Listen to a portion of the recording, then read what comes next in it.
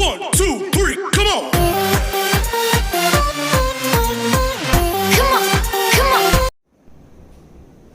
Hi guys, welcome on my YouTube channel. मैं सतीश सरावना। आज की क्लास में हम बात करेंगे ओम के नियम की, ओम्स लॉ।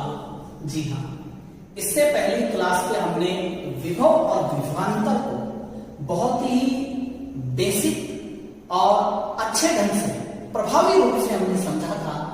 तो उसी अंदाज में आज हम ओम के नियम की बात करेंगे। देखिएगा दोस्तों, ओम का नियम एक जर्मन वैज्ञानिक थे, जॉर्ज साइमन ओम। ठीक है, इन्होंने 1826 में चालक के सिरों के बीच उत्पन्न विभवांतर V, हमें पता है कि ये कोई चालक है और चालक में ये विभव A और ये बिंदु विभव B, इसके सिरों के बीच विभवांतर उत्पन्न होता है। ठीक है, और ये विभवांतर, इसमें बहने वाली जो धारा आई है इसके समानुपाती होता है। यानी कि जर्मन वैज्ञानिक जॉर्ज साइमन ओम ने विभवांतर V और विद्युत धारा I के बीच एक संबंध स्थापित किया था। उस संबंध को ही कहा जाता है ओम का नियम। ठीक है, अब ओम का नियम होता क्या है वो देखिएगा।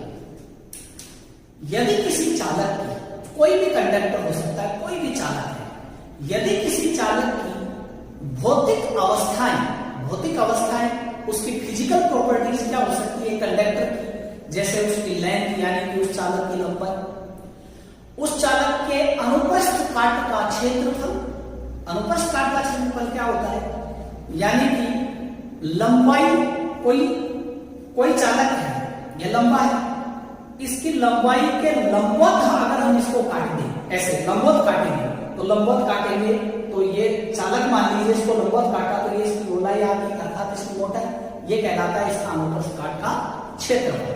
ठीक है, तो किसी चालक की भौतिक अवस्था है, जैसे हमने बात की उस चालक की लेंथ यानी उसकी लंबाई, उसके अनुप्रस्थ काट का क्षेत्रफल यानी कि उसकी मोटाई, जो लंबवत हमने उसको काटा है वो, या उसका ताप है, दाब है, या उस पदार्थ की प्रकृति जिससे वो मिलकर बना है, यदि ये स्थिर रहती हैं, अर्थात इनमें कोई परिवर्तन नहीं आता है, तो चालक के सिरों के बीच पैदा हुआ विभवांतर, क्योंकि विभवांतर कहां पैदा हुआ, चालक के सिरों के बीच।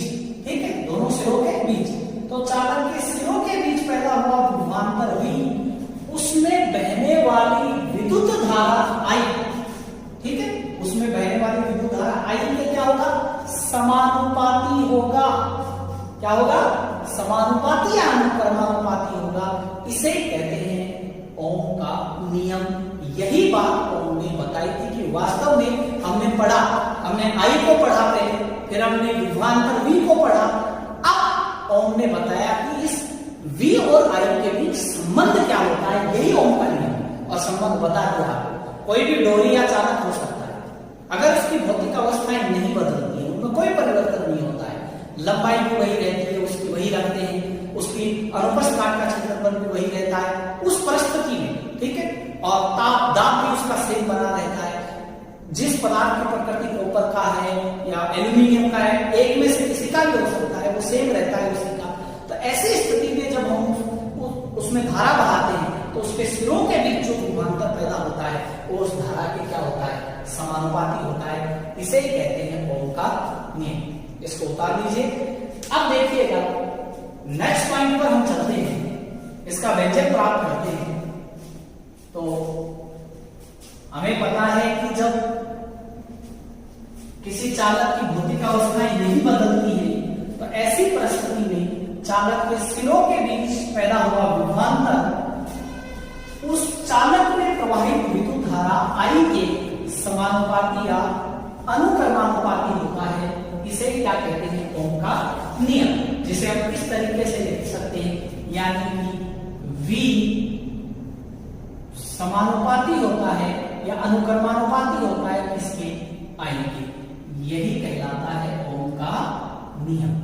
यही बात ओम ने बताई थी। V और I के बीच संबंध क्या है, तो संबंध यही है, V समानुपाती होता है I, ठीक है, यानी कि विभवांतर समानुपाती है I। इसका अर्थ क्या हुआ? इसका अर्थ ये हुआ कि चालक के सिरों के बीच उत्पन्न विभवांतर का मान लगभग विद्युत धारा I के अनुरूप ही चेंज होता है, ठीक है, जिसे हम आगे देखेंगे। देखिएगा, हम आगे देखेंगे, अगर हम इस V को इस I के बराबर करें, तो बराबर करेंगे तो हमें एक मान रखना होगा। देखिएगा, V इक्वल IR, तो जब हम विभवांतर को I के बराबर लाते हैं तो हमें यहाँ एक मान रखा जिसका नाम क्या है? R, इसे कहते हैं नियतांक। यहां हम लिख देंगे, यहां R एक स्थिरांक है या नियतांक है की बात, या नियतांक है,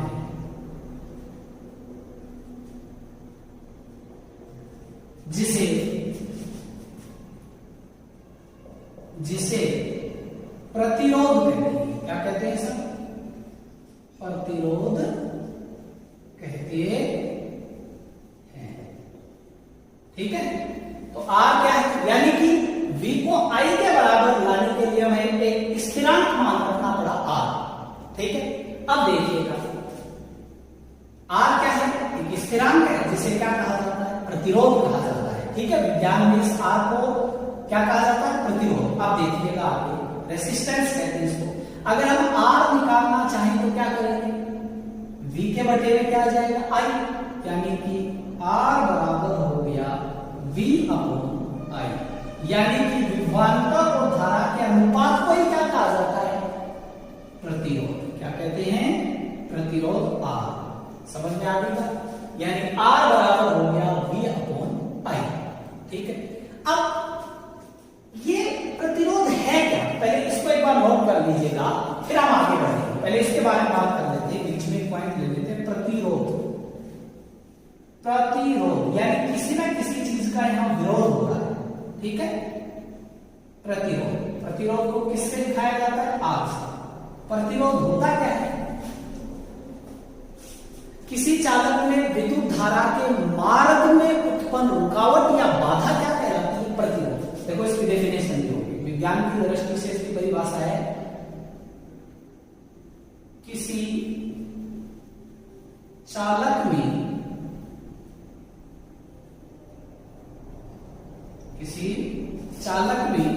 विद्युत धारा के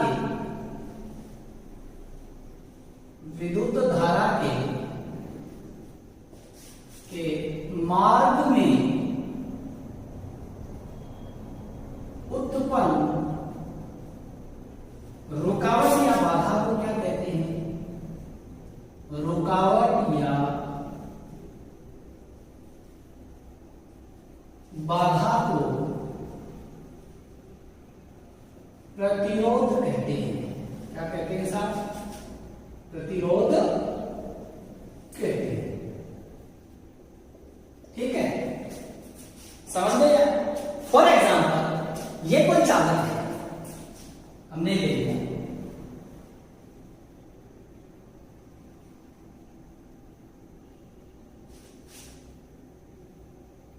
ठीक है।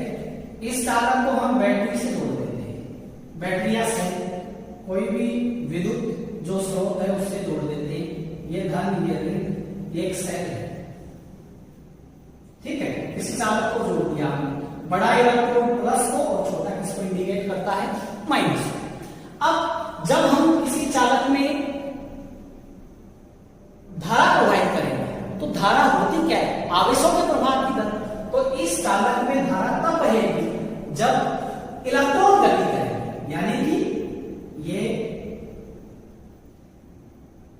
और इलेक्ट्रॉनों का प्रभाव किधर होता है? कि हमने आपको बताया, हमेशा ऋण से किधर? धन की ओर। और धारा की दिशा किधर होगी? हमेशा इलेक्ट्रॉनों की दिशा के विपरीत, यानी धन सिरे से और ऋण सिरे से। तो ये तो धारा की दिशा होगी I, ठीक है। ये लेकिन इलेक्ट्रॉनों की गति किधर है? इलेक्ट्रॉनों की दिशा ये है, ठीक है।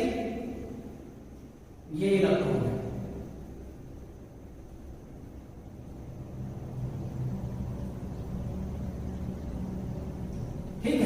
ये इलेक्ट्रॉन बहने। लेकिन क्या होता है, कोई भी चालक होता है वो बहुत सारे अणु और परमाणु से मिलकर बना हुआ होता है, तो इन इलेक्ट्रॉनों के प्रभाव में कहीं ना कोई क्या आ जाता है, कोई अणु या परमाणु रुकावट पैदा कर देता है इनके बहने में। तो इस रुकावट को ही, इस बाधा को ही हमने क्या नाम दिया है, इसको नाम दिया है हमने क्या, प्रतिरोध।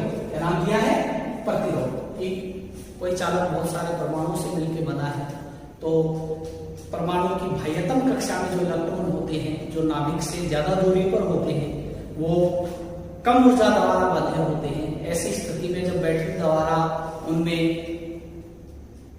वैद्युत दाब लगाया जाएगा, तो ऐसी स्थिति में इलेक्ट्रॉन वो मुक्त अवस्था में आ जाएंगे और गति करने लगेंगे।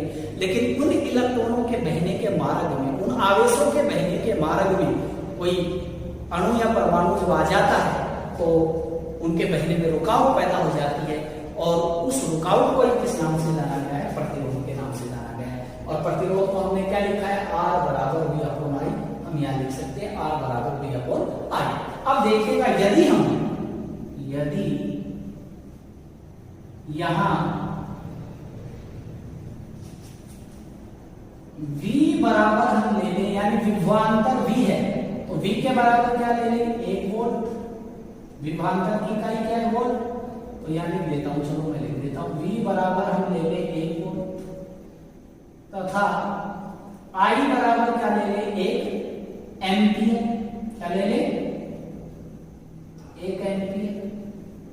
तो R बराबर क्या है, तो R यानी प्रतिरोध की इकाई निकल आई। ठीक है, देखिएगा,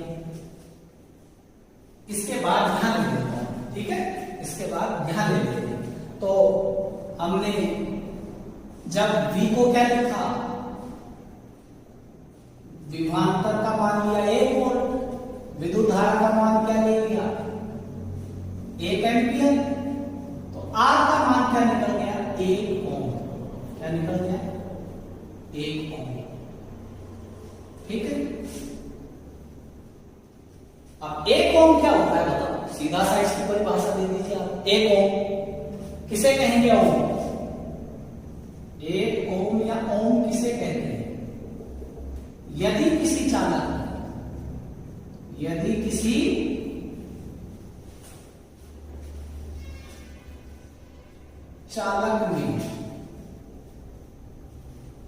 1 एम्पियर विद्युत धारा प्रवाहित की जाती है। कितनी, यदि किसी चालक में 1 एम्पियर विद्युत धारा प्रवाहित की जाती है, तो चालक के सिरों के बीच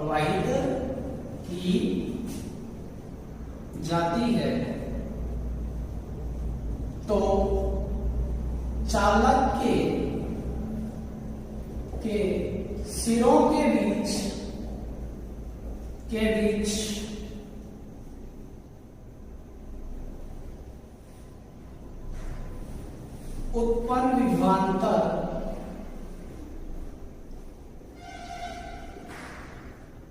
1 वोल्ट प्राप्त होता है। कितना होता है सर, 1 वोल्ट प्राप्त होता है। जब ऐसा होता है, चालक में 1 एम्पियर मान की धारा बहाव, सिरों के बीच 1 वोल्ट विभवांतर पैदा होगा, तो प्रतिरोध कितना आएगा उसका, ओम। ठीक है, तो ऐसे चालक का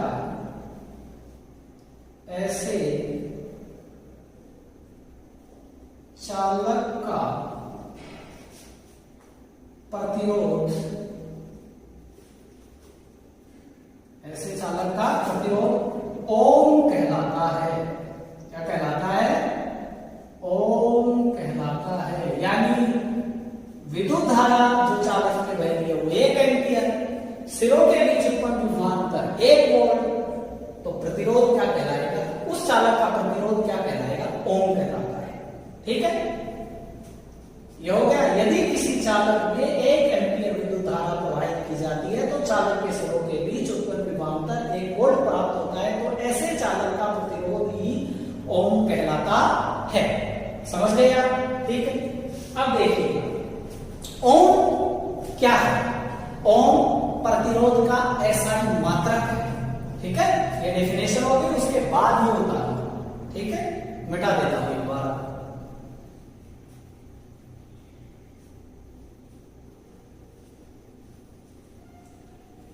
हाँ, तो क्या कह रहे थे हम? ओम क्या है? ओम प्रतिरोध का एसआई मात्रक है। क्या है? एसआई मात्रक, जिसे ओमेगा के चिन्ह द्वारा लिखा जाता है। जिसे किसके चिन्ह द्वारा लिखा जाता है? ओमेगा के चिन्ह द्वारा लिखा जाता है।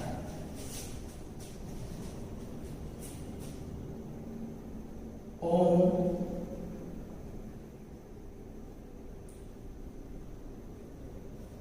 आर यानी प्रतिरोध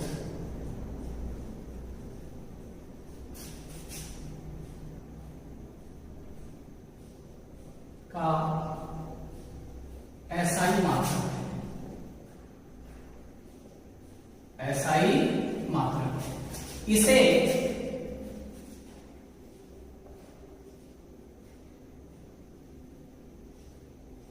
ये जो चिन्ह है उल्टे लौटे का, ठीक है, इसे ओमेगा, इसे कहा जाता है ओमेगा के चिन्ह द्वारा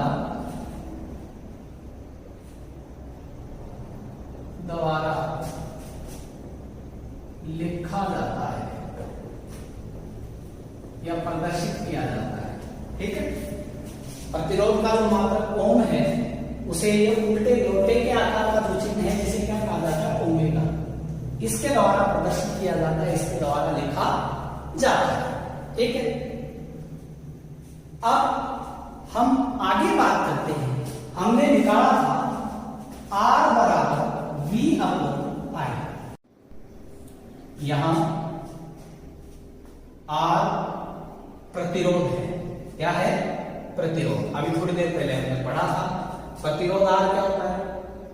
प्रतिरोध R होता है विद्युत धारा के मार्ग में उत्पन्न रुकावट या बाधा, जिसे हमने समझा था अच्छी तरह से, उसे क्या कहते हैं? हम प्रतिरोध R कहते हैं। या हम ये समझें कि मान लीजिए आप किसी एक ऐसे रोड से गुजरे, सड़क से गुजरे जो व्यस्ततम हो, जहां बहुत सारी गाड़ियां निकल रही हो, बहुत सारे यानी कहने का रश उस पर ज्यादा से ज्यादा हो, तो जब आप ऐसे रास्ते से निकलेंगे तो आपको निकलने में क्या आएगी?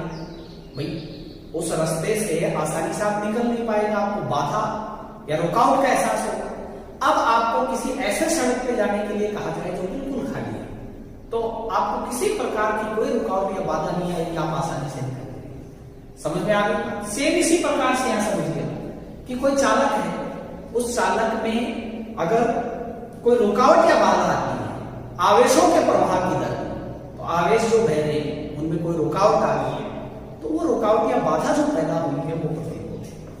ठीक है, तो ये हमने निकाल लिया था कि R बराबर होता है V अपॉन I, और R का जो मात्रक है, प्रतिरोध का जो मात्रक है वो क्या होता है?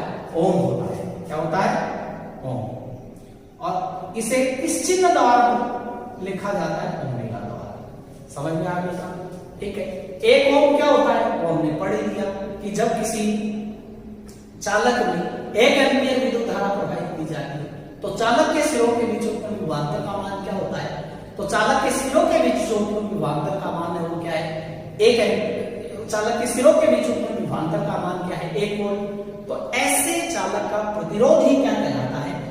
1 ओम या ओम कहलाता है। ठीक है, ये बात हमने की है।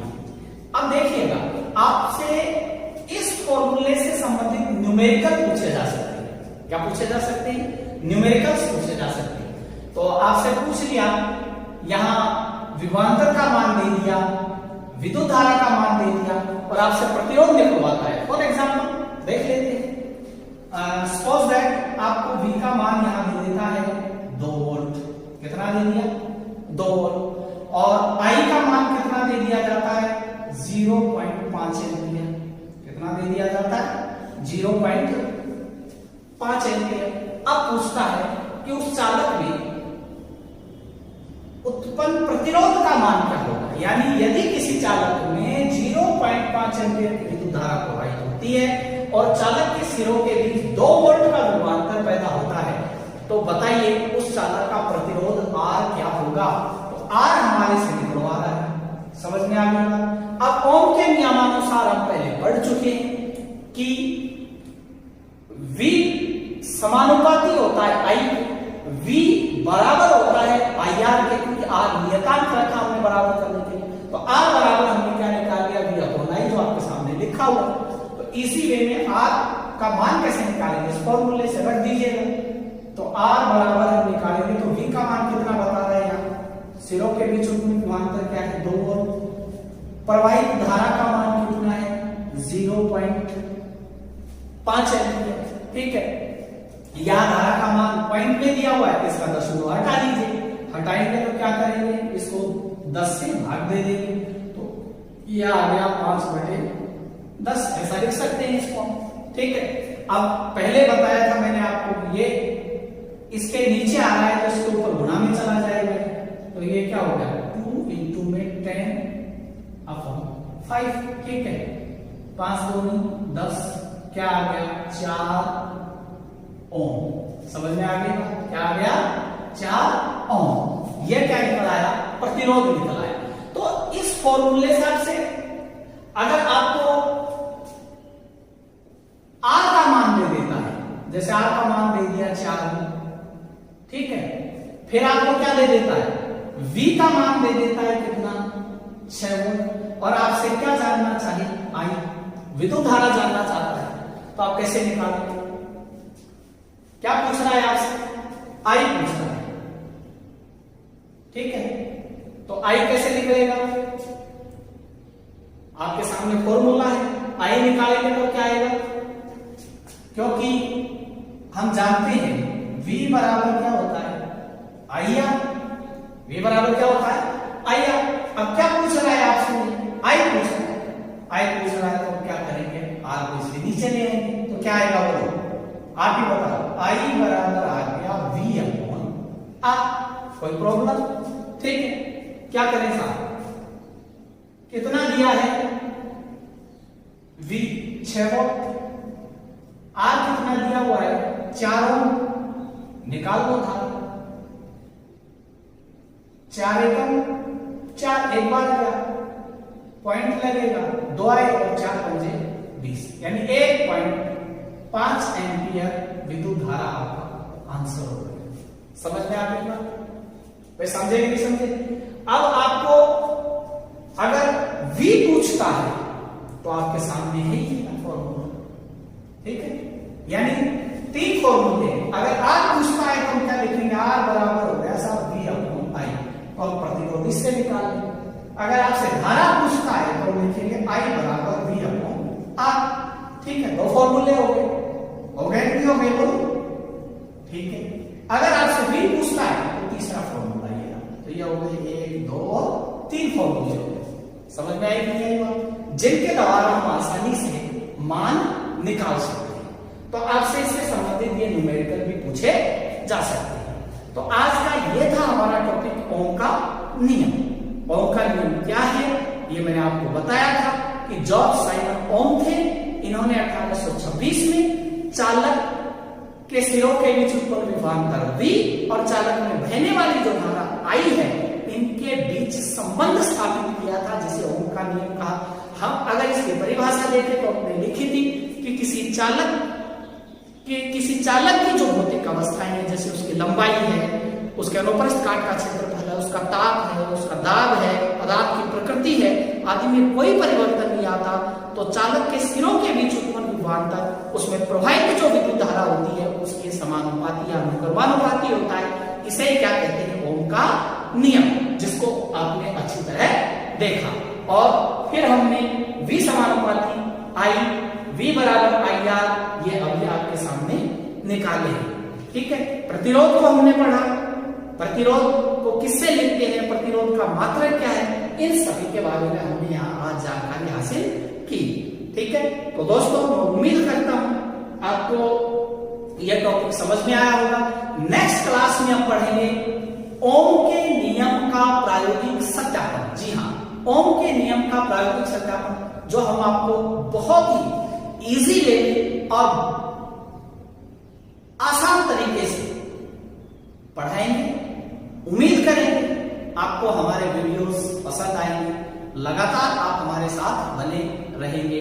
Thank you so much.